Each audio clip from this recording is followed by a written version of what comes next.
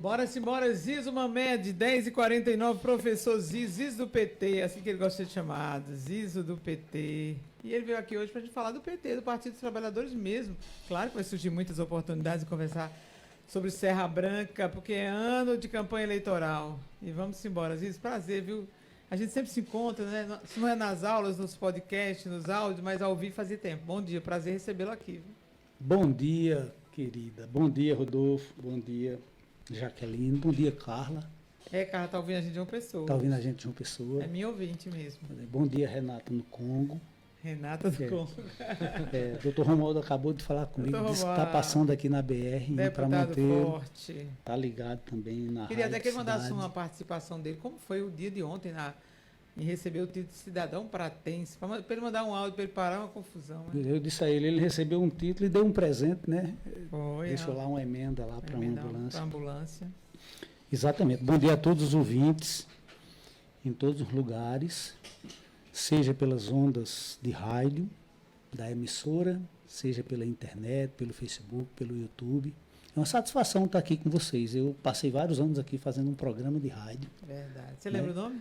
Lembro o nome, Rádio Povo. Rádio Povo. Exatamente. Será que ele lembra ainda? Eu, Ednaildo, Josias do Farias, Josias do Farias. Né? E é sempre bom voltar aqui para conversar com vocês, conversar com o povo de Sucuru, de Santa Luzia do Cariri, de Serra Branca, de todo o Cariri, né? Onde tiver gente nos escutando, a gente está dialogando. O PT faz quantos anos isso? O PT foi criado no dia 10 de fevereiro de 1980. 80. Faz 44 anos no próximo sábado, né?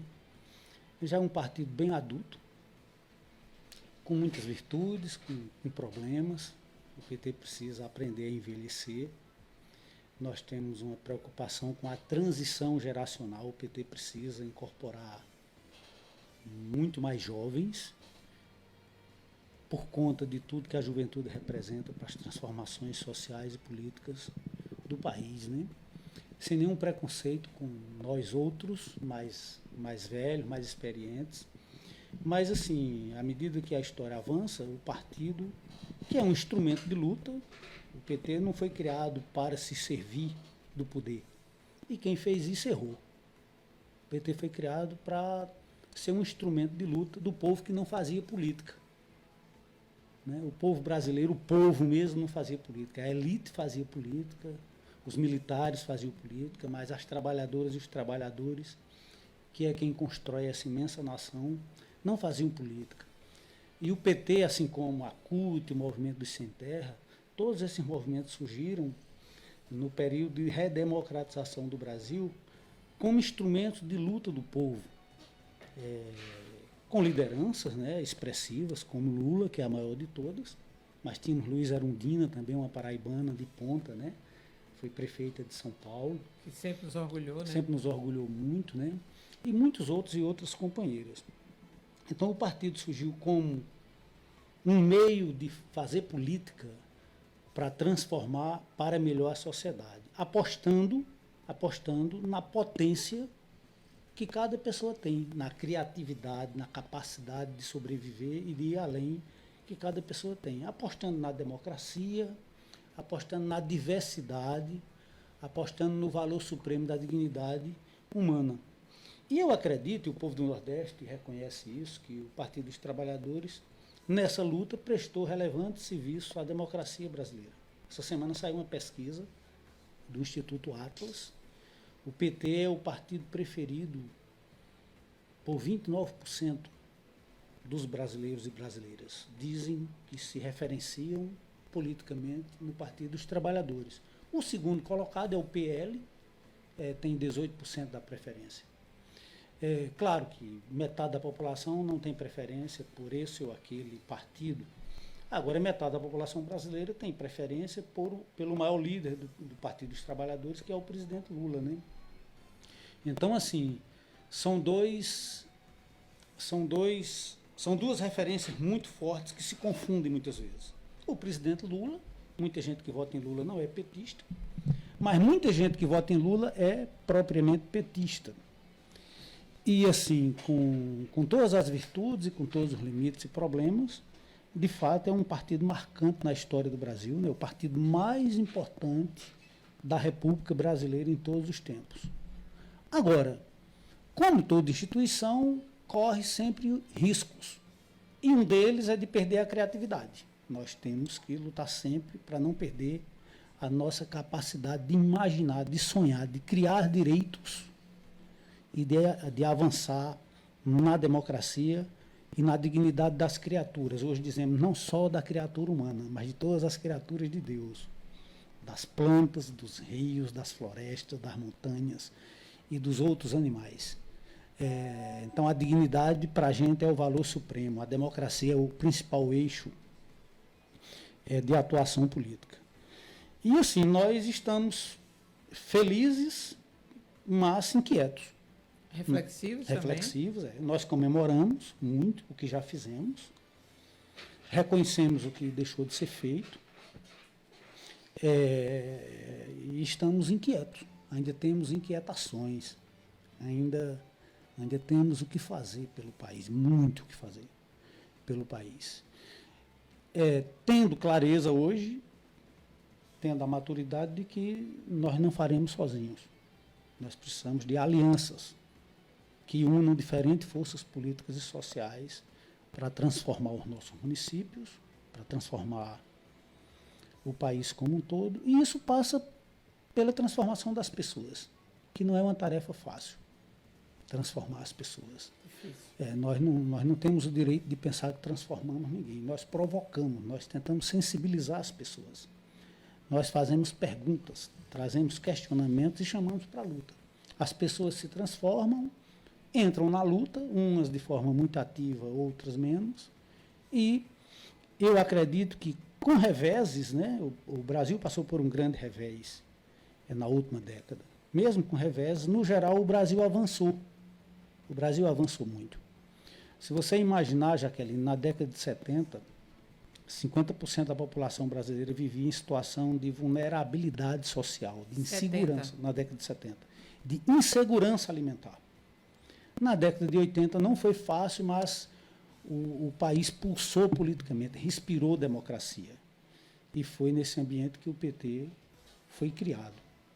Né? Um partido nacional, não é um partido de paróquias, não é um partido de municípios ou de regiões, é um partido nacional. Foi o primeiro partido do país que trouxe a questão ambiental para a agenda política, com Chico Mendes e Marina Silva, mas muitas outras pessoas. Lá no início, né? Lá no início, Vital Farias era petista e ele já cantava as preocupações com o meio ambiente. Em suma, nós avaliamos que o Brasil de hoje é bem melhor do que o Brasil de 40 anos atrás, mas que tem grandes e graves problemas históricos e estruturais que precisam ser encarados e resolvidos. 10h57, gente. Estamos conversando com o professor Zizo Mamé, do PT, 40 anos, o partido... 44. 44 já, né? Agora, exatamente um dado interessante. E o partido lá em 80 para hoje? As diferenças que você queria elencar dessas mudanças até aqui. Não é o mesmo PT, óbvio que não é, nem pela narrativa, nem pelo que a gente viu, né? E você acha que se a gente consegue, o PT conseguiu evoluir nesses 44 anos? Eu acho que o PT conseguiu se adequar para chegar ao poder central do país. Uma coisa é você ser oposição, né? Outra coisa é você ser governo. Para ser governo, você precisa de alianças. O PT tinha muita dificuldade, lá no início de sua história, de se aliar com partidos que não fossem da tradição da esquerda. Da tradição da esquerda marxista, estou falando dos partidos comunistas, ou do Partido Socialista Brasileiro, ou do PDT, o Partido Leonel Brizola. Então, o PT tinha esses partidos como possíveis aliados. Mas o PT era um partido de massa, né? Um partido que tinha gente do povo, diferentemente desses outros partidos de esquerda. Era um partido que tinha trabalhadoras e trabalhadores, camponeses, homens e mulheres homossexuais, numa época que ninguém queria falar abertamente sobre isso, o povo do PT encarava isso.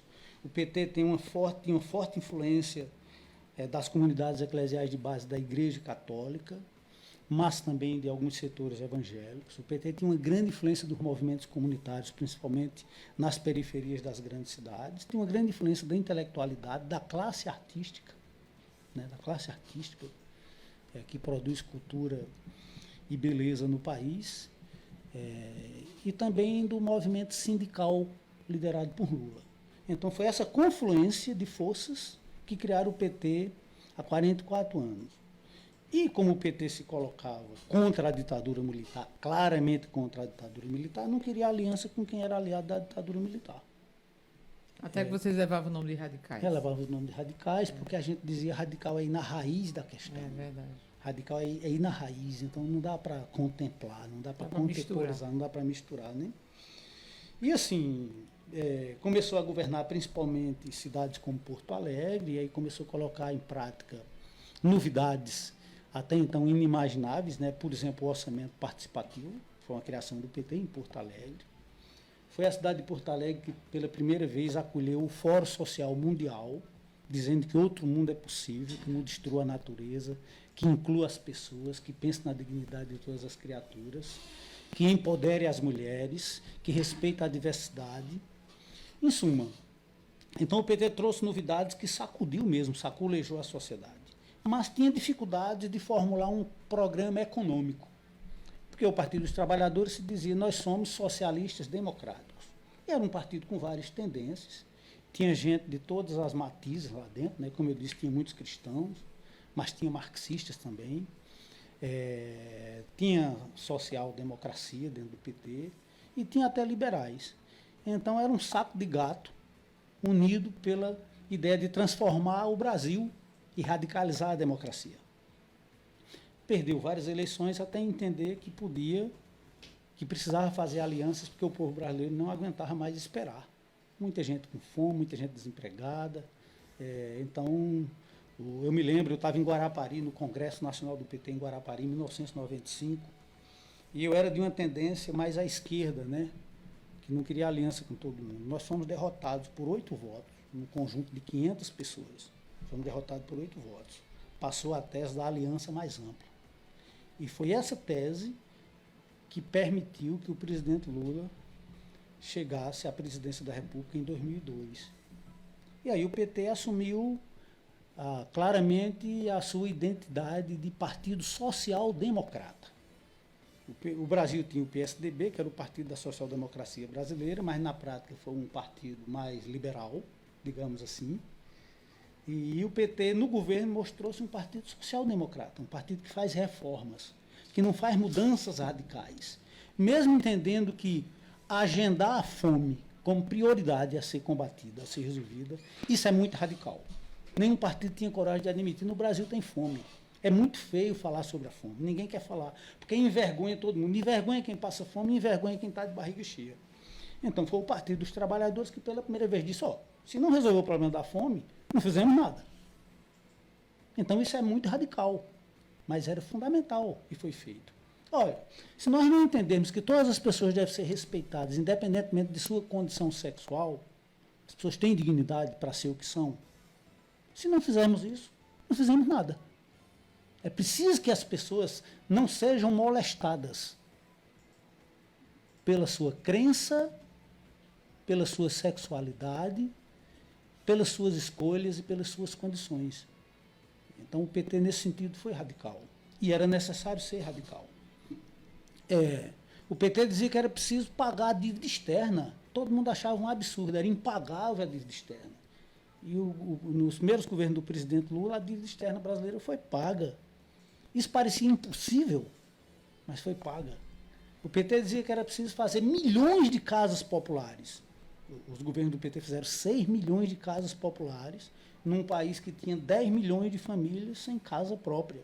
Então isso foi muito radical, mas não foi necessário? Foi necessário. Foi necessário. O PT dizia que tinha que espalhar a universidade por todas as regiões do Brasil.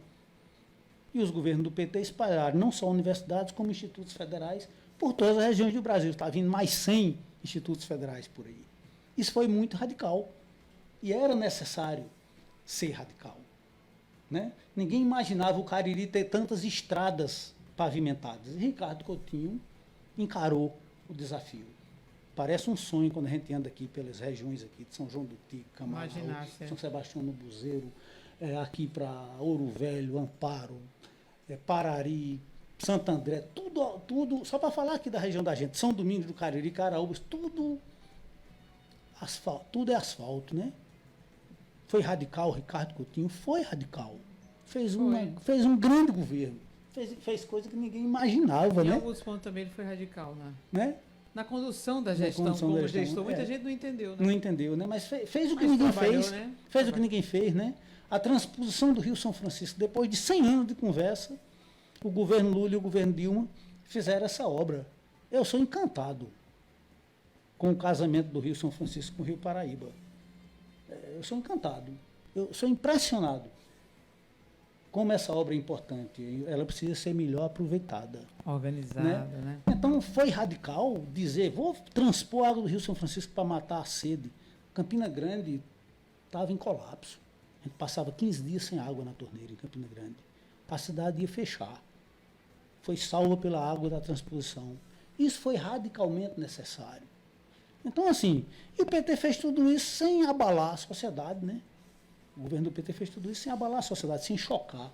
Fez coisas que ninguém imaginava que podiam ser feitas. Mas, por outro lado, muitos dizem, apesar de que não há provas concretas, né, do que aconteceu, dos escândalos do PT, como a grande imprensa intitula, a prisão de Lula, eles achariam que naquela época o PT estava acabado ali. Lula tinha levado o PT para a prisão. Como você avalia nesses 44 anos também esses escândalos com a sigla? Primeiro que teve escândalo mesmo, né? Quando a Polícia, a Receita Federal, consegue encontrar 82 milhões na conta pessoal de Antônio Palocci, que era do PT? Que era do PT, ministro do governo. Tinha escândalo. Foi um escândalo. Foi um escândalo, né? Foi preso com provas. Agora, foi Palocci, não foi o PT. Foi o então ministro Antônio Palocci. Os caras aproveitaram para tentar destruir o PT, porque destruir o PT, na linguagem deles, significava assim, dizer para o povo que estava destruindo a política. Para dar no que deu aí. Deu em Bolsonaro, né? Deu em Bolsonaro, entende? Então, assim, os escândalos que alguns petistas cometeram foi um grande desserviço para a política brasileira.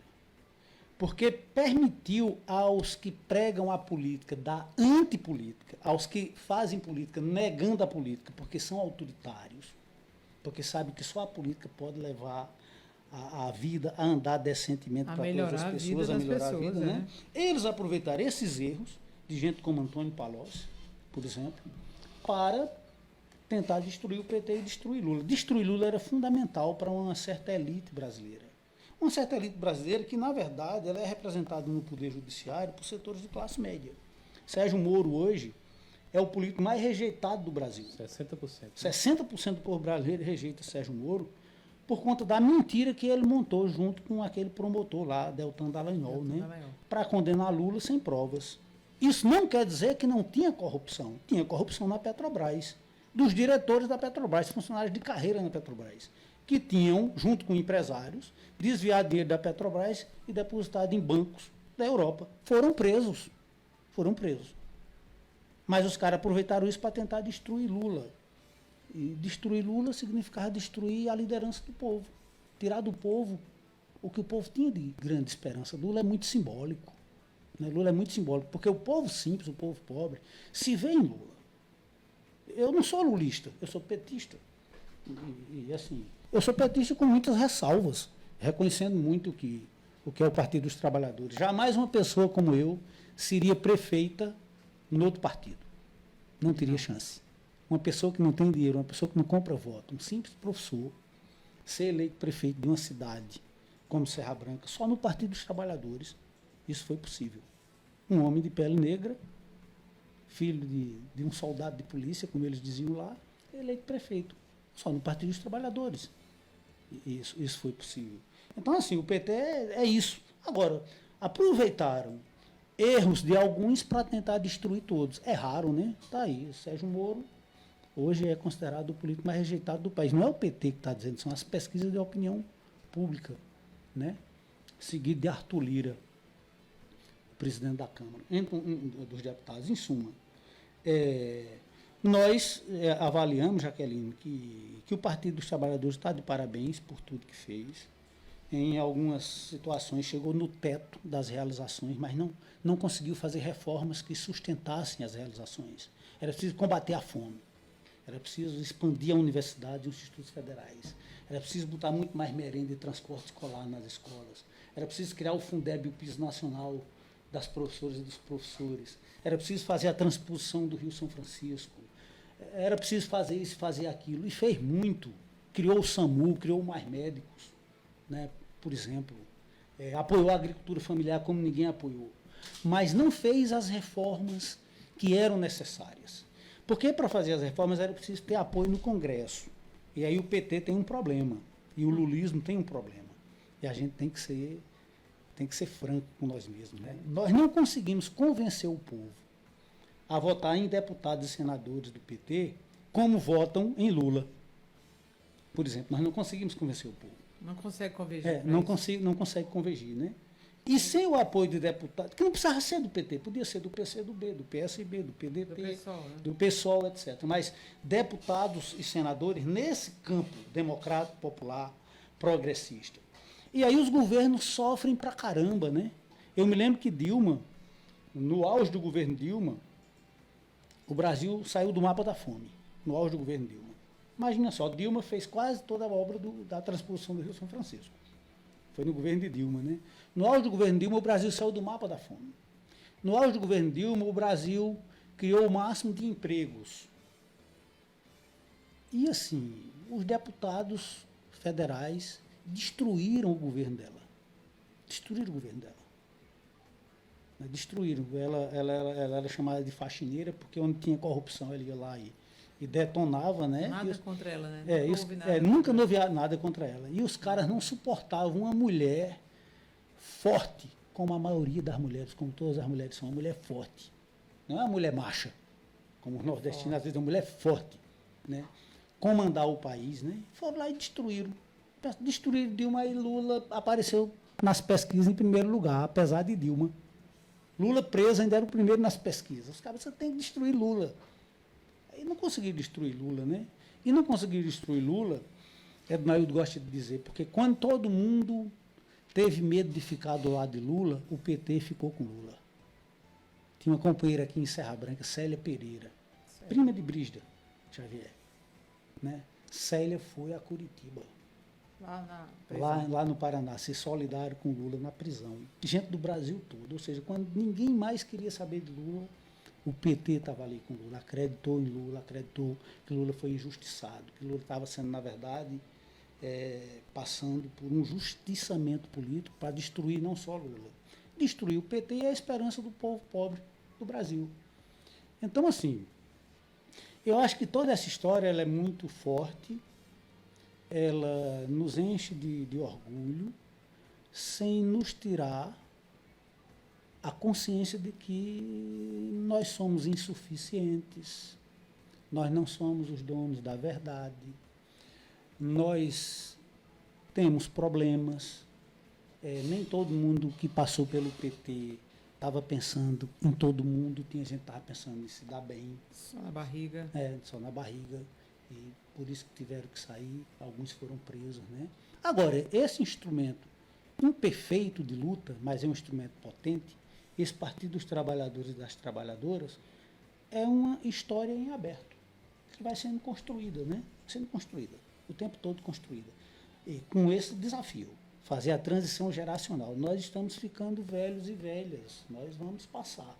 É preciso que novas gerações se apropriem do PT, novas gerações atualizem ainda mais o PT. Acho que Fernando Haddad é o político mais atual do Brasil, o cara que mais consegue entender o país e está entregando o que o Brasil precisava. Deve ser o sucessor, na sua opinião, de Lula? Deve ser o sucessor de Lula? Eu não sei necessariamente. Porque... Você falou nessa questão aí dessa relação do lulismo e o petismo. E o ser petista, dá para pensar no PT sem Lula? É preciso pensar no PT pós-Lula. É preciso pensar. Já existe esse debate? Não. Não, porque Lula tem muita vitalidade, né? É impressionante um sujeito com 80 anos com a vitalidade de Lula, né? Então, assim, dentro do PT não tem essa discussão, quem vai ser o sucessor de Lula. Se Lula se Lula quiser ser o candidato. A reeleição A vai. reeleição, naturalmente, é ele, o candidato, né? Ninguém discute isso. Por tudo que ele representa, Lula agrupou em torno de si as forças sociais que salvaram a democracia brasileira de uma nova ditadura.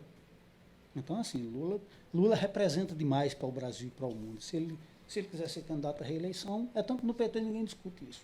Não tem essa discussão. Agora, eu acho que Fernando Haddad, sem desmerecer outros quadros do PT e de outros partidos, né? O Brasil tem gente muito boa em outros partidos também, né? Podemos falar de Flávio Dino, que saiu da política agora, mas é um grande quadro, né? Podemos falar de Simone Tebet, que é do MDB, um grande quadro. Geraldo Alckmin mostrou-se um grande quadro. Podia ser governador de São Paulo, disse, não, vou ajudar a salvar o Brasil, né? Passou a ser vice de Lula. Então, assim, tem muita gente boa no PT e fora do PT que podem suceder Lula. Agora, o PT em si precisa renovar seus quadros. Eu acho que Fernando Haddad ele é o grande quadro depois de Lula. Não é um cara que tem os carismas de Lula, mas tem outras qualidades, né? Ele parece, o estilo dele é o de Fernando Henrique Cardoso, né? O estilo de Fernando Haddad, de Fernando Henrique Cardoso. É mais professoral. Agora, eu penso que ele navega por muitas correntes diferentes do pensamento e do conhecimento. Tudo que ele faz bem feito. Como ministro da Educação, nunca tivemos um como ele. Né? Agora, na economia, está dando conta. Onde botar Fernando Haddad, ele dá conta. Acho que é extremamente preparado. E foi corajoso ao ser sacrificado naquela campanha de 2018. Né? Foi. Teve isso também. Foi, né? E a proposta era outra, né? Era ser Ciro Gomes no lugar dele, para ser o presidente quando Lula fosse impedido. Ciro Gomes não tocou. Mas se você continuar aí, a Brasília está pegando fogo. Inclusive, o presidente do PL foi preso hoje. Agora há pouco, né? O Valdemar da Costa Neto. Não em relação a essa questão da operação, mas porque ele estava com a posse de arma irregular. Então, o presidente do Partido Liberal, Valdemar da Costa Neto, foi detido hoje em flagrante em Brasília por porte irregular de arma de fogo. Daqui a pouco vamos falar do que Bolsonaro já está entregando o passaporte, é uma muito danada. Deu certo, não foi isso a sua vinda aqui hoje? Para a gente fechar esse bloco da história do PT e para a gente buscar a Serra Branca e esses últimos informes de Brasília, ninguém ganhava a eleição de Bolsonaro, só Lula, na sua opinião? Só Lula, né, Del? Só Lula conseguia ganhar de Bolsonaro, porque assim, nenhum candidato a presidente pintou e bordou com o apoio da Câmara dos Deputados e do Senado como Bolsonaro. Bolsonaro forçou a queda do preço de combustíveis tomando dinheiro dos governos do Estado. Lula teve que devolver agora o que Bolsonaro tomou, surrupiou do ICMS dos estados, né? Bolsonaro deixou uma dívida de 92 bilhões em precatórios, decisões judiciais que tinham que ser pagas pelo governo federal, com apoio de Arthur Lira do Congresso Nacional. Levou na barriga tudo. Ele jogou essa dívida para ser paga depois de 2026, porque ele achava que ia ser reeleito e passar mais um governo sem pagar os precatórios. Então o governo Lula teve que pagar agora. Por isso que teve esse rombo todo, mas foi do governo Bolsonaro. Então, assim, Bolsonaro gastou centenas de bilhões de reais do dinheiro público, endividou ainda mais o Brasil, porque o governo não tinha aquele dinheiro. Ele captou dinheiro das estatais.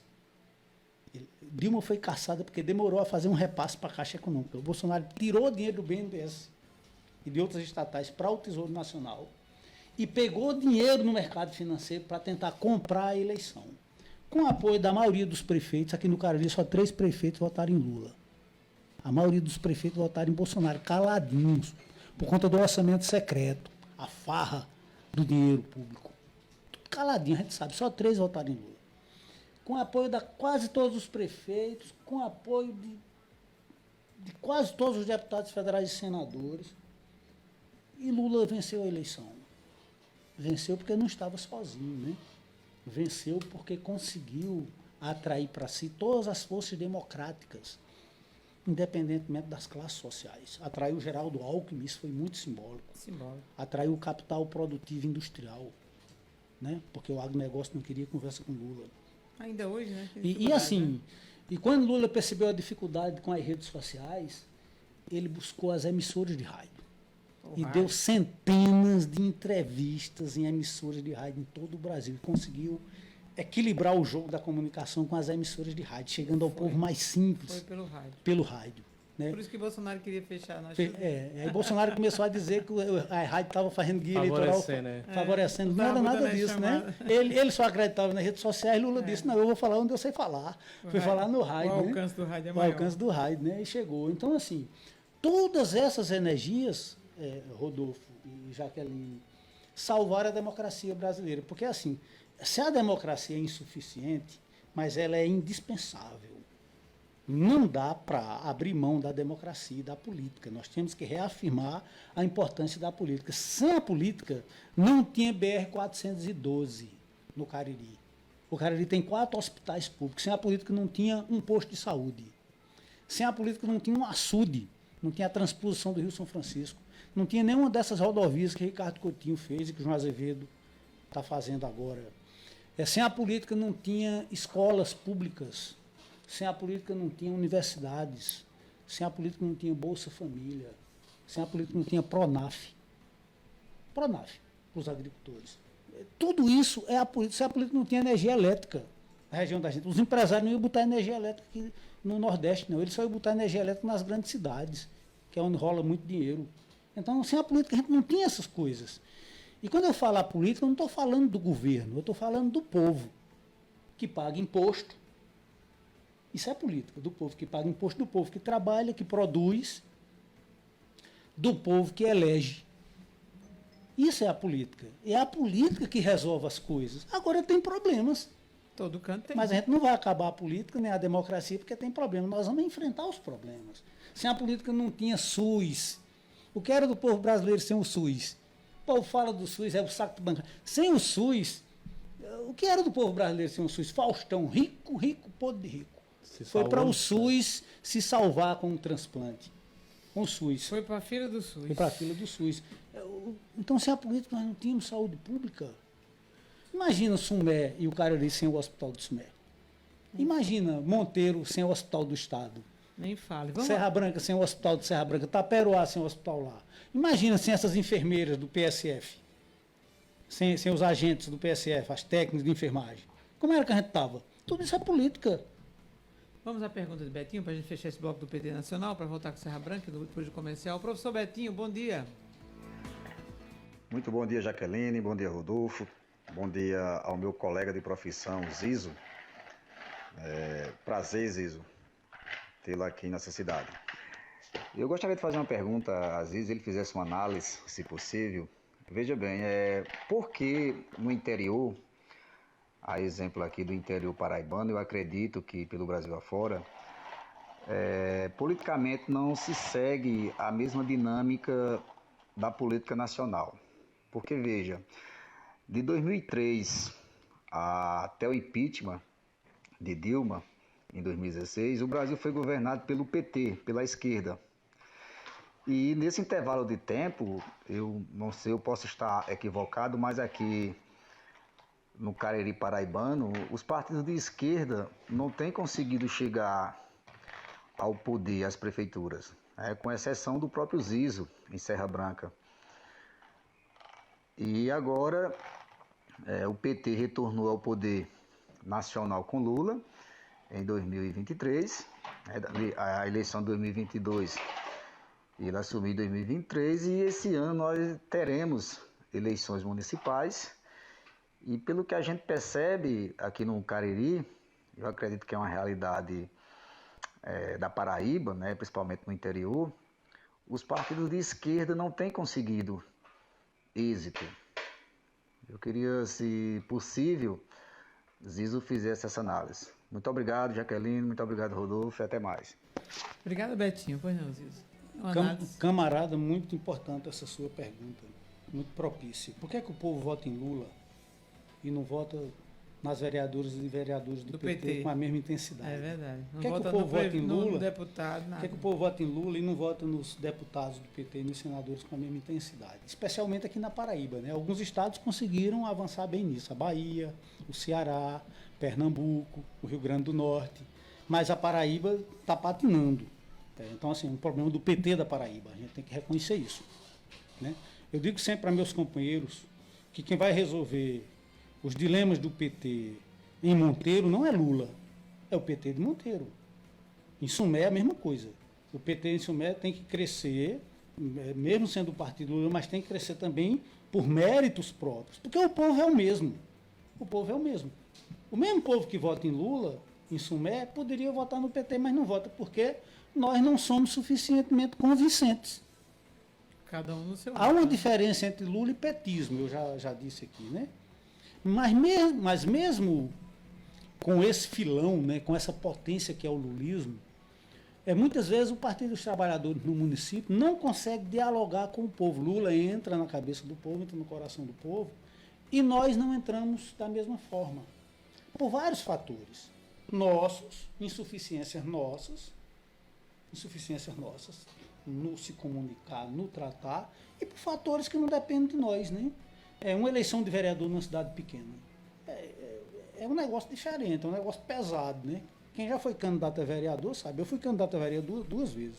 Eu não saía do canto, nem fazia campanha, porque tinha um voto de opinião lá que votava. Eu cuidava da chapa de prefeito. Normalmente eu cuidava do guia eleitoral, você sabe, Jaqueline. Coordenava a campanha de prefeito e tinha um povo lá que votava em mim porque sabia que eu era candidato. Ednaildo também foi eleito, Suprício foi eleito de Serra Branca dentro dessa lógica. Está entendendo, Rogério Del Brito, como funciona? Né? Agora é Del. Então, mas nós em Serra Branca avançamos bem. Quem olha os números da campanha de deputado federal agora percebe isso. Né? Os candidatos do PT foram os mais votados.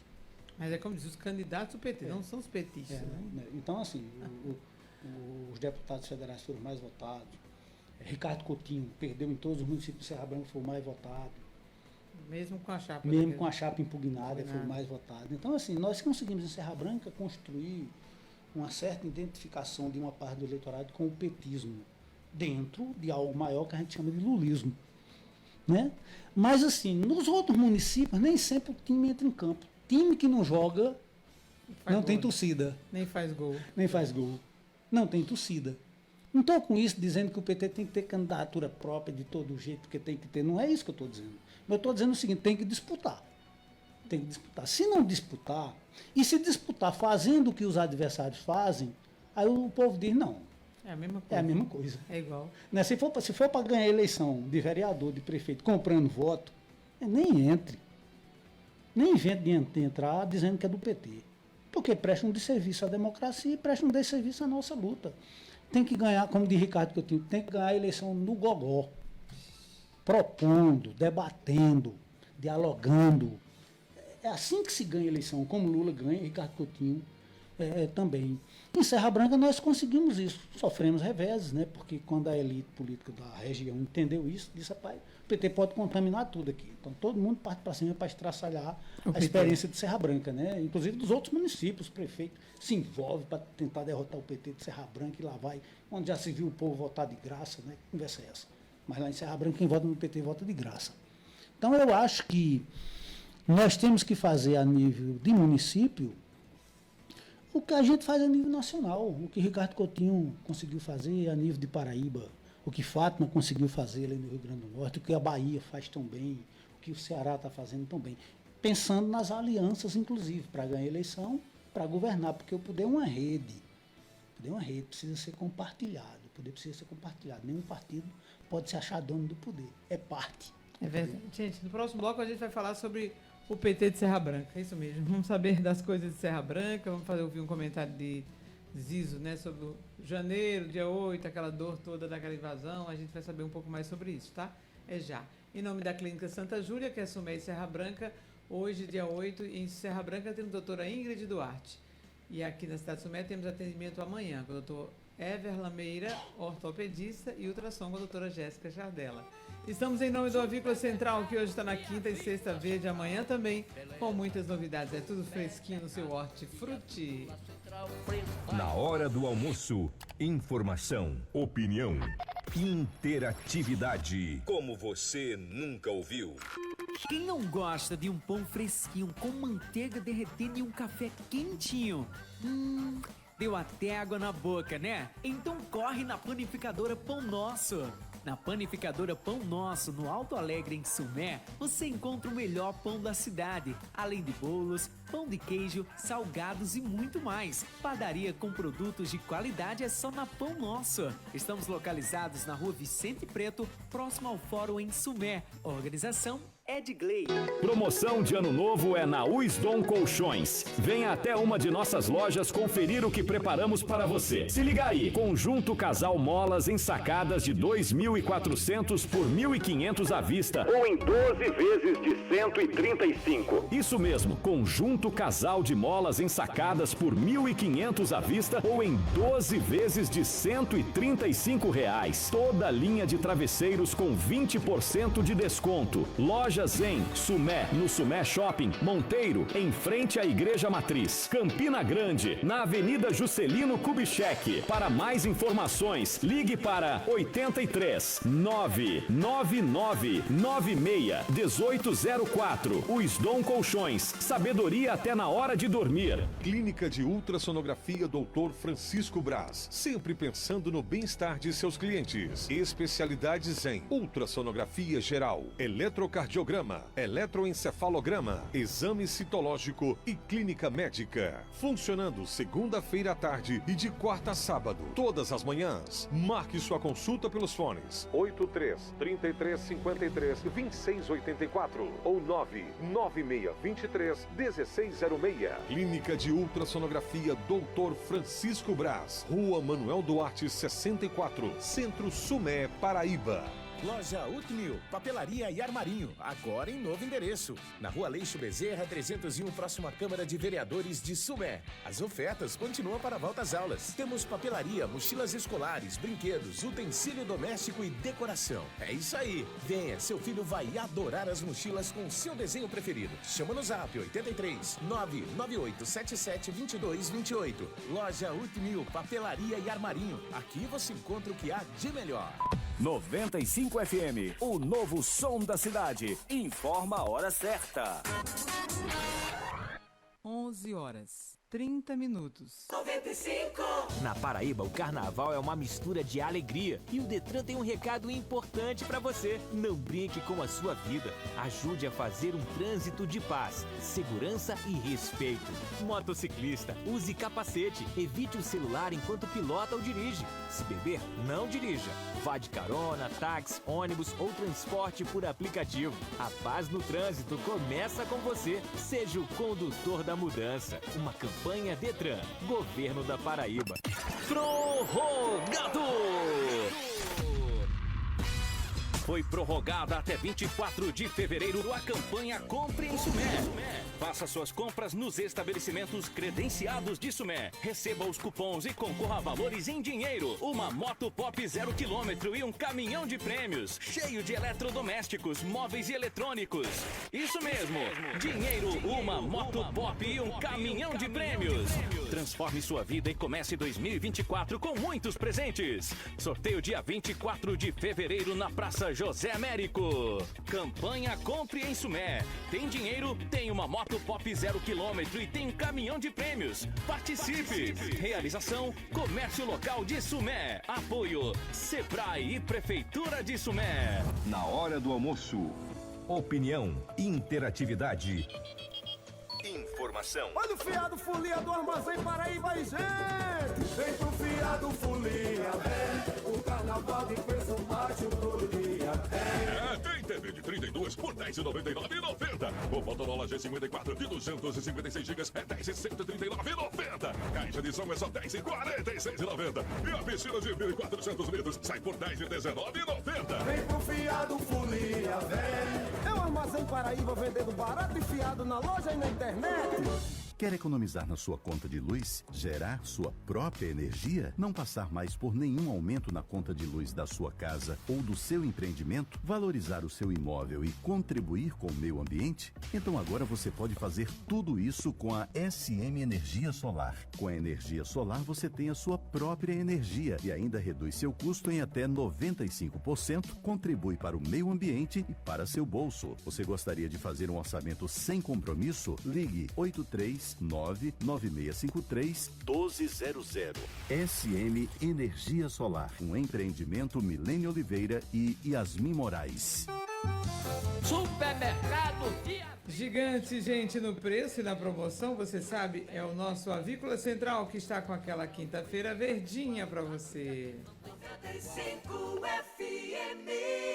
Nessa época de pandemia, estar com a sua casa limpa e livre de insetos contribui muito para a saúde da sua família. Por isso, indicamos o Destroyer. É eficaz contra os insetos e parasitas. Vendas exclusivas em Sumé, na Formosa Balas, por trás do novo shopping, no centro, em Camalaú, com Edilson do Doce. Ainda temos o Bicão, que resolve o problema de moscas na sua casa. Produtos que dão resultados comprovadamente. Ótica Nossa Senhora das Dores. Com compromisso e responsabilidade com a saúde dos seus olhos, disponibiliza exames de vista com o oftalmologista Dr. Gilvando Leal, especialista em retina e cirurgia de catarata. Não perca tempo, marque já sua consulta. Ótica Nossa Senhora das Dores. Rua Marciano de Oliveira, próximo ao Shopping 10, em Sumé. Fone 998522744. Clínica Santa Júlia, Sumé e Serra Branca, com os melhores especialistas. Você já foi fazer sua consulta? Ainda não? Corra lá. 95. Quer economizar na sua conta de luz? Gerar sua própria energia? Não passar mais por nenhum aumento na conta de luz da sua casa ou do seu empreendimento? Valorizar o seu imóvel e contribuir com o meio ambiente? Então agora você pode fazer tudo isso com a SM Energia Solar. Com a energia solar você tem a sua própria energia e ainda reduz seu custo em até 95%, contribui para o meio ambiente e para seu bolso. Você gostaria de fazer um orçamento sem compromisso? Ligue 839-9653-1200. SM Energia Solar, um empreendimento Milene Oliveira e Yasmin Moraes. Tá precisando repor o seu perfume favorito? Procurando a oportunidade certa de comprar aquele hidratante que você tanto ama? Então pode correr, porque chegou a Bote Promo. São mais de 400 produtos com até 50% de desconto. Tem seus queridinhos de perfumaria, cuidados com o corpo e mais. Compre na loja, no site, com um revendedor ou pelo WhatsApp oficial 0800 744 0010. Bote Promo é o Boticário. Promoção válida até 21 de janeiro. Consulte condições nos canais de venda. O trânsito exige responsabilidade, educação e condutores qualificados. A Cariri Autoescola é referência na formação de condutores. Dispõe de uma das melhores estruturas da Paraíba, além de centro de treinamento próprio. Cariri Autoescola. Instrutores com as melhores qualificações, habilitação para carro, moto e classificação para ônibus. Tudo isso com grandes promoções. Cariri Autoescola.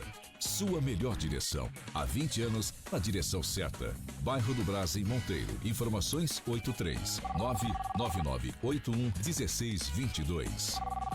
Filial em Serra Branca, Centro, na Rua dos Correios. Atenção Sumé e região. Venha investir ou construir no loteamento João Simeão. Já tem água, energia e tá pronto para morar. Adquira já o seu lote com parcelas que cabem no seu bolso e financiamento direto com a construtora. Você que é investidor, temos planos para pagamento à vista. Escolha seu corretor e ligue. Pablo 839-9628-4637. Cresce 12893 ou Deoclecinho 839-9972-2630. Cresce 8934. Quer crescer, expandir, modernizar e faturar? Suba junto com a Cipag. A Cipag é a maquininha do cooperativismo e tem soluções de pagamento para a sua loja física ou virtual. Tem maquininha Smart, link de pagamento, maquininha sem aluguel, TEF e e-commerce. Com as soluções da Cipag, seu desempenho vai lá em cima. Procure uma cooperativa do Cicobi e suba junto. Cipag. Na hora do almoço. Rádio Jornalismo de Verdade. Na sua hora do almoço.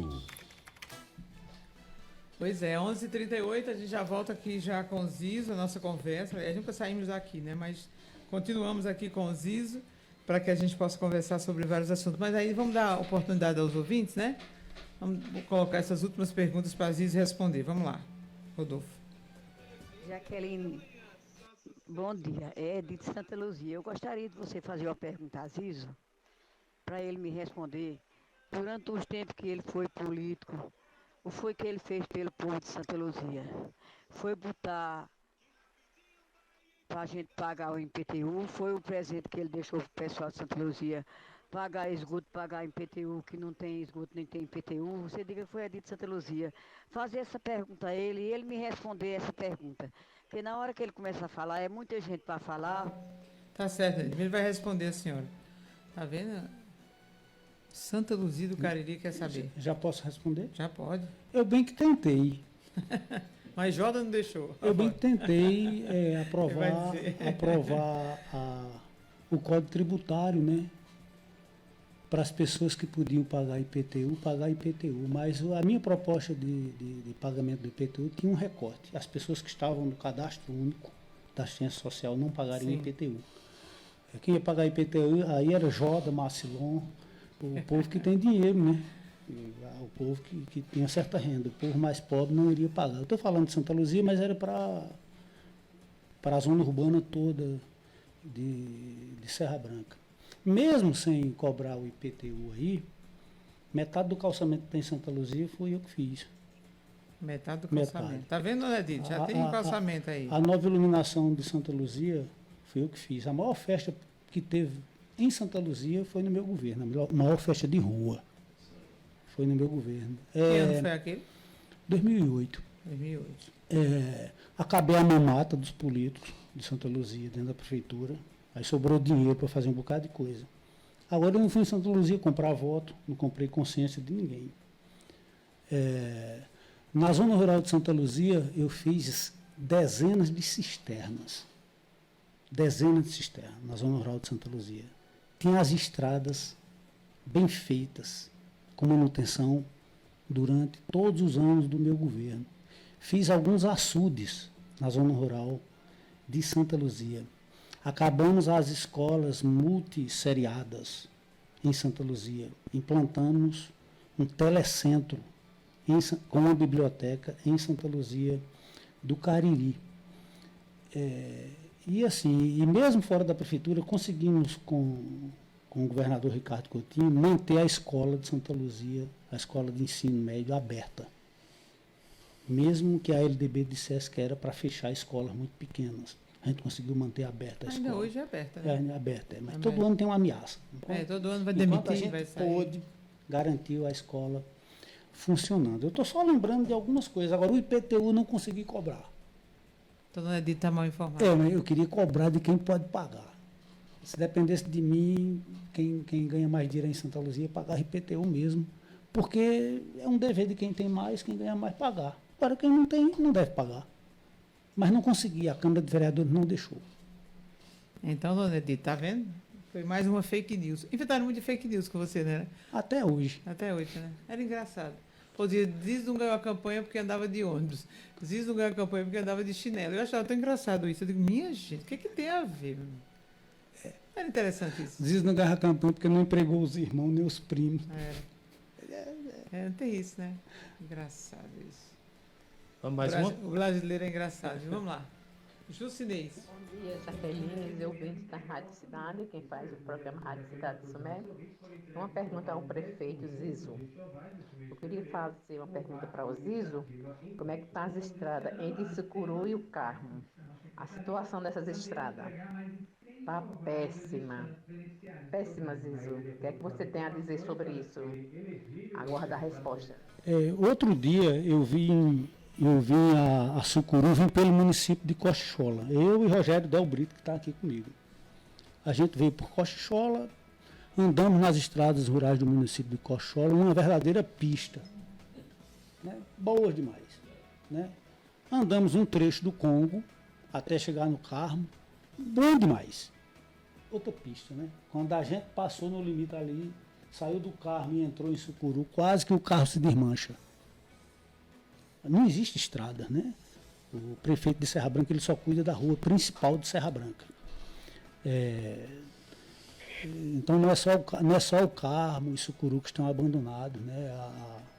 os bairros de Serra Branca estão abandonados, as estradas da zona rural em Serra Branca estão abandonadas, o hospital de Serra Branca está abandonado. E isso é uma situação geral do governo. E você, com toda razão, como cidadão, está reclamando das estradas. Batista reclama disso todos os domingos, no programa de rádio que ele tem lá na cidade de Serra Branca. Então, assim, quando eu era prefeito, quem governava em Sucuru era Eléo Degário. Acho que as pessoas se lembram como eram as estradas. Chamava ele prefeito de Sucuru. O prefeito de Sucuru. Acho que as pessoas se lembram como eram bem mantidas as estradas. Eléo Degário exigiu fazer uma passagem molhada no Riacho do Buraco. Se a prefeitura não fizesse, ele ia fazer com o dinheiro dele. E a gente foi lá e fez. Então, assim, nós tínhamos muito zelo. E não tínhamos as máquinas que Dilma mandou para o município de Serra Branca, exatamente para fazer as estradas e apoiar a agricultura familiar. Não tínhamos reta escavadeira, não tínhamos enxedeira, não tínhamos caçamba, não tínhamos carro-pipa, só tínhamos a patrola. Dilma mandou outra patrola. E essas máquinas, que são para fazer as estradas da zona rural, elas não são usadas na zona rural devidamente. A caçamba, que era para estar carregando maçame não, cascalho e outros materiais para as estradas da zona rural, inclusive de Sucuru, hoje ela é usada para tirar o lixo da cidade. A caçamba é dos agricultores e das agricultoras. O governo federal mandou para isso pelo Ministério do Desenvolvimento Agrário, a presidenta Dilma. A reta escavadeira, a enxedeira também. A patrola também. Eles usam onde não deve usar, porque tem um grande desprezo pelo povo de Sucuru. O povo de Sucuru se lembra quando eu era prefeito, né? Eu não vou falar só de mim, o povo de Sucuru se lembra quando o doutor Agostinho era prefeito. Foi outra história, a mudança começou com ele. Começou por lá, é verdade. Né? Começou por lá. Ele fez muito para o Sucuru e depois eu fiz muito com a ajuda de Eléo Degário. Agora, hoje é outra história, né? Infelizmente é isso. Mais uma pergunta aqui para a gente encerrar a participação dos nossos ouvintes. Bom dia. Bom dia, Jaqueline. A hora do almoço, eu assisto todo dia bem cedo, café da manhã e hora do almoço. O que esse senhor está falando aí do PT, tudo realidade, foi feito tudo e é tudo realidade. O governo de Lula para cá só passa fome quem não trabalha. Mas quem trabalha não passa fome não, porque tem ajuda, tanto tem do governo como tem do seu próprio pulso, né? Isso é uma realidade. Esse cara tá de parabéns, tá falando aí, não sei se ele é de Serra Branca, eu liguei já o rádio ainda agora, mas esse cara tá de parabéns o que ele tá falando pro Lula aí, Dilma, o PT. Sou petista também, lascado, até morrer, não mudo meu partido nunca, sou petista. Obrigado e um bom... Renilson, ele é engraçado, ele é muito participativo da programação, é isso mesmo, meu amigo, é verdade. Eu agradeço a você, camarada, a deferência da sua audiência. Eu sei que você é um ouvinte cativo, livremente cativo da Rádio Cidade de Sumé, e agradeço, me sinto prestigiado com a sua audiência. Muito obrigado pelo elogio. Não, por enquanto não. Vamos falar das contas, não? Vamos falar das contas. Não, eu falo de Serra Branca agora, né, gente? Política, né? Eu sou filha serra branquense, tem todo direito. Eu não recebi o título ainda, mas sou. Já foi aprovado. Já foi aprovado. O problema é aprovado. O papel não vale, não. Ele não vai me chamar, não, enquanto eu estivesse governo, que eu vou lá fazer um discurso que ele não quer ouvir, né? Tem isso também. Ô, Zizo, vamos falar de Serra Branca? E aí, vocês já estão pensando em candidato, grupo, o PT e os outros mais partidos? Você tem candidato a prefeito? Olha só, Jaqueline, eu não estou na direção do Partido dos Trabalhadores já há um tempo. O atual presidente é Ednaildo e a professora Cristina França é a vice-presidenta. Oficialmente quem fala pelo partido é ele. Né? Mas eu participei de 2 reuniões do PT no ano passado sobre essa pauta, as eleições de 2024. Participei de 2 reuniões do PT. Inclusive, uma das reuniões tinha a presença de Dr. Romualdo, não só como deputado, mas como cidadão, um grande aliado nosso, um grande aliado do povo do Cariri. Nós nunca tivemos um deputado com essas características tão presente na vida do povo como o Dr. Romualdo. E, assim, nós não podemos, nem devemos nunca negar que ele tem uma influência conosco, pela sensatez, pela experiência, em suma. E Dr. Romualdo fez uma provocação ao PT de Serra Branca. Se o PT abria mão de ter candidatura própria, em nome da união das oposições. A pergunta foi surpreendente e, ao mesmo tempo, foi uma pergunta importante. E lá, Ednaildo falou, foi quem primeiro falou, Gilmar Pereira também falou, Cristina, todo mundo que estava lá. Ele disse que não tinha problema, o PT não era um partido para si mesmo. O PT era um partido a serviço da população, no caso de Serra Branca. Né? Nós, mesmo fora do governo, quando você pega de 2002 a 2020, de 2003 a 2023, tendo ou não prefeitura, o Partido dos Trabalhadores conseguiu para Serra Branca investimentos da ordem de 40 milhões de reais. Ou seja, 2 milhões por ano. Então, assim, nós não precisamos necessariamente ter a prefeitura com o PT para fazer as coisas para Serra Branca. Está lá a escola técnica do Cariri. Mas não está. 17 milhões. A rede de esgoto está empacada porque o prefeito não quis receber a primeira etapa da obra. 12 milhões. Mais de 4 milhões e 600 mil para casas populares, quase 3 milhões para calçamento, quase 3 milhões para cisternas, e por aí vai. Então, assim, 40 milhões em 20 anos. O PT não precisa ter a prefeitura para fazer as coisas para Serra Branca. Agora, com a prefeitura fica mais fácil, né? No entanto, o doutor Romualdo fez essa provocação. O PT abre mão da cabeça da chapa para unir as oposições. A gente perguntou qual é a ideia. Ele disse, olha, nós temos um nome que já foi do PT, hoje está no MDB, vocês confiam, fui vereador do PT. A gente podia construir a pré-candidatura de Galeguinho, dialogando com todas as forças de oposição, para juntar as oposições com um programa de governo factível e com o apoio do presidente Lula, com o apoio de Luiz Couto, com o apoio de Ricardo Coutinho, vocês podem fazer um grande governo mesmo sem o prefeito ser do PT. E a proposta dele é que o PT apoie a pré-candidatura do Galeguinho. A proposta dele foi acatada por unanimidade. Ninguém no PT questionou isso. Mesmo o PT tendo 2 nomes, 2 pré-candidatos na oportunidade. Já tinha um diálogo dentro do PT antes dessa reunião com o doutor Romualdo. Porque Ednaildo pretendia colocar o nome à disposição e Gilmar Pereira, Gilmar do também, Brasil, também estava colocando o nome à disposição. Sem nenhuma disputa. Mas colocando o nome à disposição. Então, o PT tinha 2 pré-candidatos para construir a política em 2024. E em nome dessa proposta do Dr. Romualdo e da pré-candidatura do professor Galeguinho, que é do MDB, o PT se dispôs a apoiar a pré-candidatura dele. E está nesse ponto. Eu participei das 2 conversas como filiado, está nesse ponto. Né? O Galeguinho está se movimentando muito, dialogando com muita gente em Serra Branca, visitando as comunidades. Ele é um cara assim que não tem aresta com ninguém. Entra bem, sai muito bem leve, em todo lugar. Leve, sai bem, tem assim muito espaço com a juventude, por conta do trabalho dele como professor, né? Em suma, é experiente, foi vereador por 2 mandatos, muito bons, foi candidato a prefeito, muito bem votado, por sinal. O cara ter 2.800 votos sem comprar um voto, teve 28% dos votos no município sem comprar um voto, é um sujeito que tem um nome grande, né? E a gente está apostando na candidatura dele, ainda é uma pré-candidatura, a gente está apostando na candidatura dele. E quando diz Ednaildo Saraiva, o PT não faz confusão nem para ser vice. Não tem problema aqui, outra força política indica a vice. O PT vai apoiar do mesmo jeito, se empenhar do mesmo jeito, a gente paga para votar. E os critérios que você colocou para essa aliança? Agora, tem que ser uma candidatura do campo democrático e popular. Eu disse o seguinte, o PT abre mão. Agora, não dá para votar num bolsonarista, né? Com todo respeito. Com todo respeito, as pessoas têm o direito de votar em Bolsonaro, isso a gente não discute. Agora, as ideias bolsonaristas são radicalmente contrárias ao que nós pensamos. E digo mais, nós precisamos entender que Serra Branca precisa de 2 orçamentos. Serra Branca é o município mais endividado da história do Cariri. A dívida do município de Serra Branca hoje, com o Instituto de Previdência, estou falando só dessa, passa dos 30 milhões de reais. É a grande realização do prefeito Sozinha. A maior dívida da história do Cariri. É da prefeitura de Serra Branca. Então, assim, precisa ter um orçamento próprio, o próprio orçamento do município, para pagar salários e pagar essa dívida, porque por conta dessa dívida o município ficou inadimplente, ficou sem receber recursos para obras federais durante 6 anos, veio sair da inadimplência agora em agosto. Ou seja, o município ficou arrasado, todo mundo fazendo calçamento, todo mundo fazendo cisterna, todo mundo fazendo muita coisa, todo mundo fazendo casa popular e Serra Branca nada.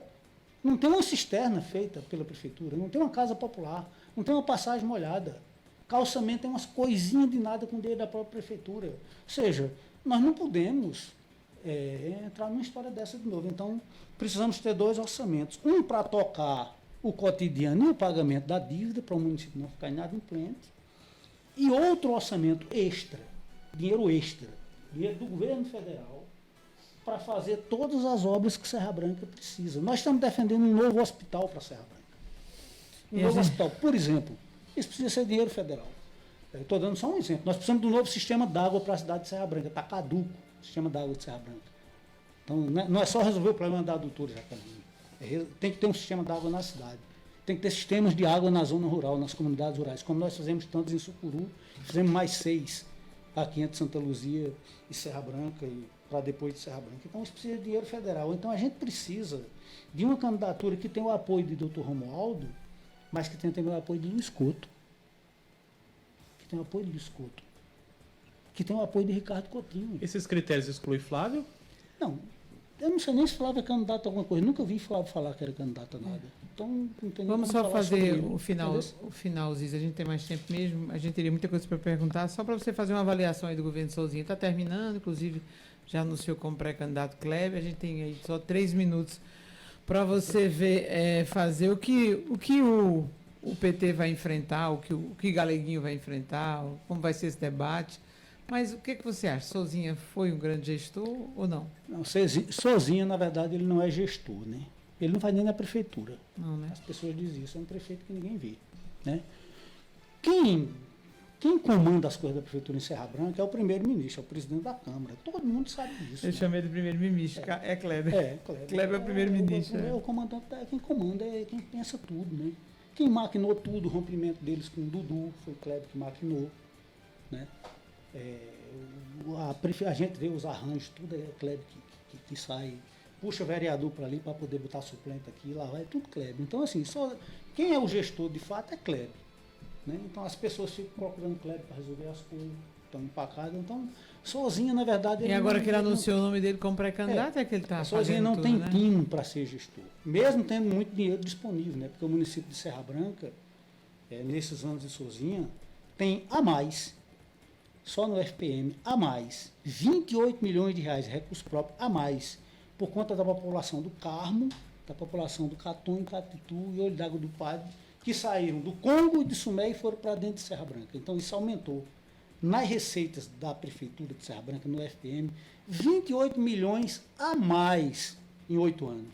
E o cara faz uma dívida de 30 milhões de reais. Você tem 28 milhões a mais e faz uma dívida de 30 milhões de reais. Francamente, eu não acho que Sozinho pensou nisso. Não sabe, eu faço aqui a defesa dele. Não acho que ele tem tino para isso. Eu acho que ele foi mal orientado, ele ouviu maus conselhos de quem pensou em usar a prefeitura para ficar no poder e reproduzir o poder.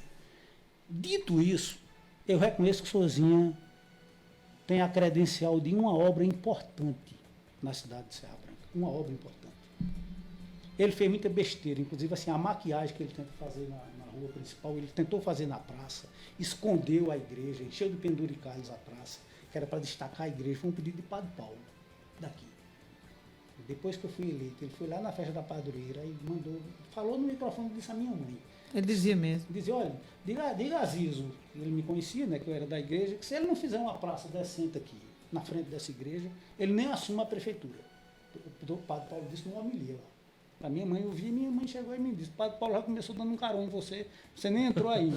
Então a gente buscou uma equipe para fazer aquela praça plana, não tinha água, tinha que ser uma praça seca, porque não tinha água, não tinha adutora, não tinha transposição do Rio São Francisco, que destacasse a igreja e fosse um espaço de circulação e aproximação das pessoas. Aí Sozinha vai lá, enche a praça de maquiagem. O povo reprovou, eles estão começando a tirar o jarro, escondido de madrugada. Devagarinho vão tirando o jarro, porque pegou mal. Estou dando só um exemplo, quando um prefeito tenta maquiar o que os outros fizeram. É um erro. Tem que fazer coisas novas, né? Mas ele fez uma obra importante para a cidade. Eu fiquei meio desconfiado no início. Ele fez uma obra importante para a cidade e a gente tem que ser verdadeiro. A Central de Velórios. A Central de Velórios, vizinho ao cemitério de Serra Branca. O cemitério está abandonado. Mas a Central de Velórios, eu nunca vi um equipamento público ser tão usado. pelo povo de Serra Branca como a central de velório, sabe? Eu tenho um certo preconceito, mas rapaz, que coisa lúgubre, muito fúnebre, né? A única obra que o cabo faz no centro da cidade, uma central de velório, pegou bem. O povo usa pra caramba, todo dia tem velório lá.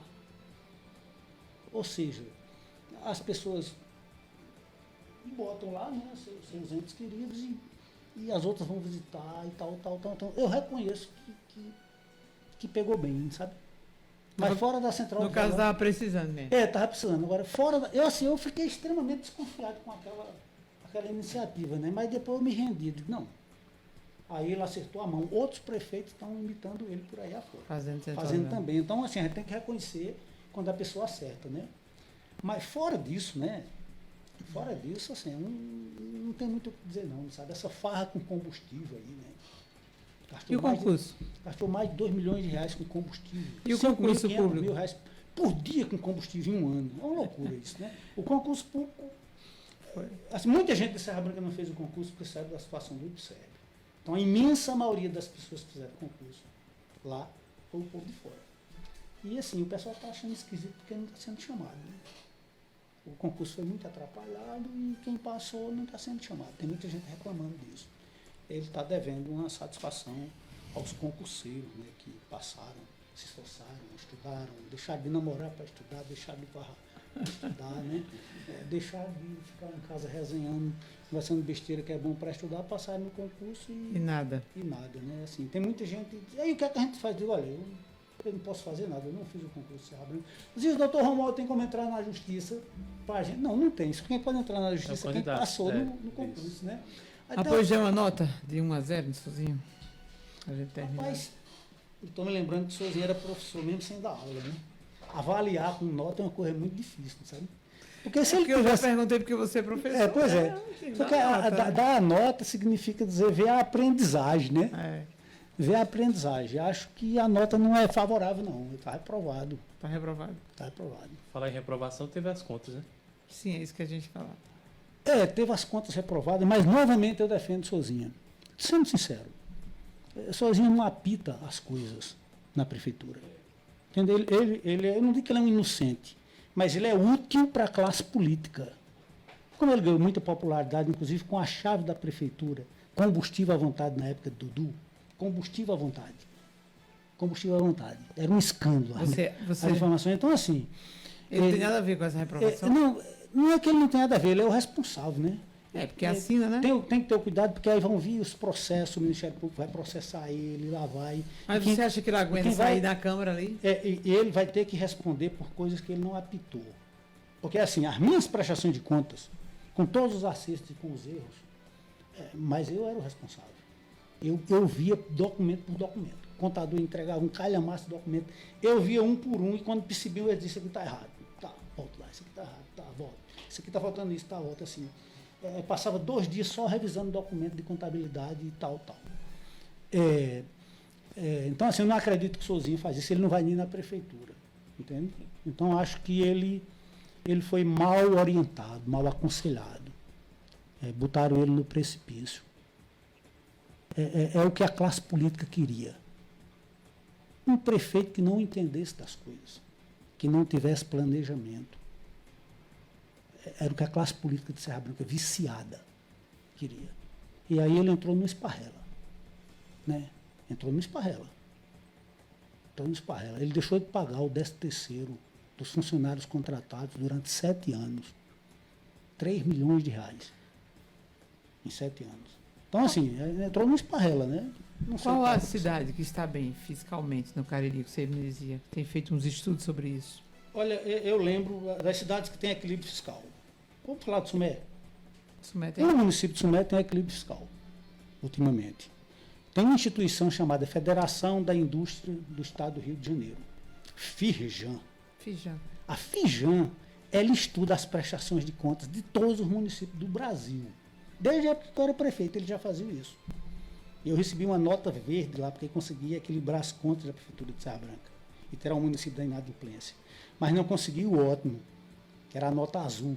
Eu terei do vermelho, passei pelo amarelo e cheguei no verde. Evoluiu, né? Evoluiu muito, né? Deixamos o município equilibrado. Mas o ótimo seria ter muito dinheiro para investir, não consegui. A Prefeitura de Serra Branca tem o pior índice de gestão dos 30 municípios do Cariri. Pior. O segundo pior é a de Serra Branca. Primeiro melhor seria? O segundo pior é a de Serra Branca, né? Estou falando das piores, né? Não tô das melhores? Das melhores, Sumé é a segunda melhor em termos de gestão fiscal. E a primeira? A primeira... Cabaceiras. Cabaceiras. Hoje é a primeira. Cabaceiras é o município mais equilibrado em termos de gestão fiscal. O Sumé é o segundo município mais equilibrado. Significa o quê? Que consegue pagar as despesas em dia e tem capacidade de investimento.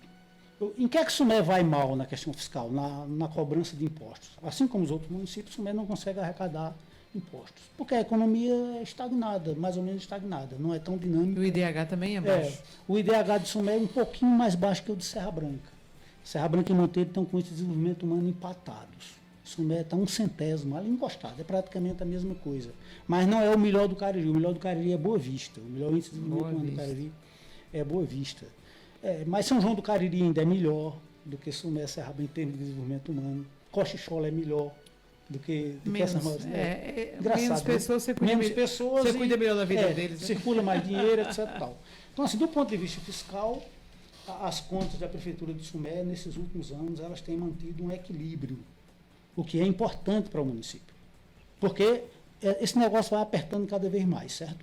Cada vez mais. Do mesmo jeito que no Brasil todo mundo olha para Fernando Haddad e fica pensando, vai ser zero ou não vai ser zero o déficit? Tinha gente dentro do governo defendendo que podia ter déficit, né? Mas Fernando Haddad disse, não pode, o governo tem que pagar tudo para zerar o déficit, para o país ter confiança. Vem aí 40 bilhões de reais de investimentos de montadoras. Os empresários ficaram olhando para o Brasil e disseram, com o presidente Bolsonaro gastando o que não tem, nós não vamos investir no Brasil não. Fecharam fábricas. Agora, com Lula e o ministro Fernando Haddad, o Brasil está voltando a atrair fábricas. Da Europa, dos Estados Unidos, da China, de todo canto. Porque estão confiando que o governo equilibra as contas. Então, quando o município equilibra as contas, os empresários confiam nele. É isso que a Fijan está dizendo. Quando o município é desequilibrado, como o de Serra Branca, empresários que têm juízo, não vão botar meu dinheiro no buraco. Não aparece nem lá, né? É isso. Então, assim, nesse sentido, Sumé está bem, nesses últimos anos. Zizo, obrigada, viu? Eu sei que tem muita coisa para a gente falar, mas não dá tempo. Venha mais vezes, viu? Não demora a aparecer, não, só no aniversário do PT, não. Na verdade, Jaqueline, nesses últimos anos, eu tenho me dedicado ao trabalho, né, como professor e como educador popular. Tenho me dedicado muito a cuidar da minha mãe, junto com meus irmãos. A gente cuidava da minha mãe e do meu pai desde 2015. Meu pai faleceu, mas minha mãe está aí, com 92 anos, firme, forte, mas a gente junto dela, né? E ao mesmo tempo, a gente entende quando é oportuno ou não é, né? Eu estou na retaguarda. Eu vim fazer essa entrevista hoje porque o Naildo não pôde vir, né? Ele é presidente do PT, ele era que vinha, mas não pôde vir por conta das tarefas dele lá na Justiça. Então, assim, eu estou contribuindo muito na retaguarda. Mas discretamente. Porque eu acho que há tempo para tudo debaixo do céu, né? Como está lá em Eclesiastes, né? Chega um tempo mesmo. Chega um tempo que você percebe, olha, isso ali só como uma pessoa que consulta, né? Que opina. Exato. Mas não aquela linha de quando me pede opinião, eu estou me chamando para uma reunião, eu vou... quando tem muita gente que não reconhece esse tempo. Mas assim, há tempo para tudo. Então, assim, eu acho que o tempo de contribuição na linha de frente do Partido dos Trabalhadores, para mim, já passou. Está aí para a turma aí, né? Eu estou contribuindo.